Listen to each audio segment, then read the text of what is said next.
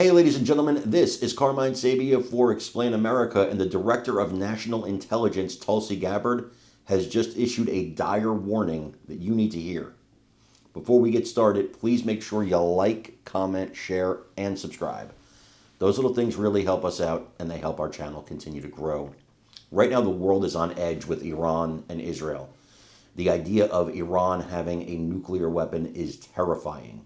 Yet, what is the solution, right? We don't want American troops in there. We don't want boots on the ground. Israel is fighting. It looks like they're winning. Can we stop Iran's nuclear program? Can Trump get them to the table now that their military has been decimated and get a real nuclear deal? Not the one Obama did, but a real nuclear deal that actually stops these people from getting a nuclear weapon. The reason this is such a pressing matter right now, as Tulsi Gabbard will explain in this video, is the stakes are high. We're talking about a civilization-ending event, and guys, the more rogue states that get access to a nuclear weapon, the more this possibility becomes more possible. It becomes, I don't want to say a probability, but the more rogue actors you have with access to nuclear weapons, you're running into really dangerous territory, especially if that rogue nation doesn't care if they get destroyed, if they think they're doing it for some kind of martyrdom. It's very dangerous. I want you to listen to what Tulsi Gabbard had to say here and let me know what you think in the comments. I recently visited Hiroshima in Japan and stood at the epicenter of a city that remains scarred by the unimaginable horror caused by a single nuclear bomb dropped in 1945, 80 years ago.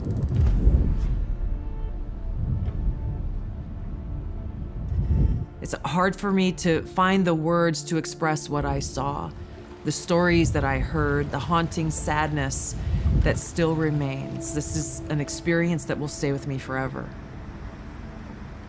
This attack obliterated the city, killed over 300,000 people, many dying instantly while others died from severe burns, injuries, radiation sickness, and cancer that set in the following months and years. Nagasaki suffered the same fate. Homes, schools, families, all gone in a flash. The survivors, the hibakusha, they carried the pain of extreme burns, radiation sickness, and loss for decades. Survivors of this attack were asked to put in paintings and drawings their own memories and how they felt and what they saw, and those paintings and the suffering that they conveyed, the pain and the sense of loss were almost more powerful than the photos themselves. Yet this one bomb that caused so much destruction in Hiroshima was tiny compared to today's nuclear bombs. The bomb that was dropped on Hiroshima had a yield of just 15 kilotons of TNT. Whereas today's nuclear warheads range in size from 100 kilotons to over 1 megaton. A single nuclear weapon today could kill millions in just minutes. Just one of these nuclear bombs would vaporize everything at its core: people, buildings, life itself.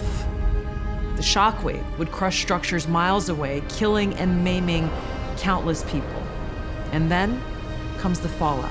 Radioactive poison spreading through the air, water, and soil, condemning survivors to agonizing deaths or lifelong suffering. A nuclear winter could follow, with smoke and ash completely blocking the sun, plunging the world into darkness and cold, killing crops and starving billions. Acid rain would scar the earth, wiping out entire ecosystems. This isn't some made-up science fiction story.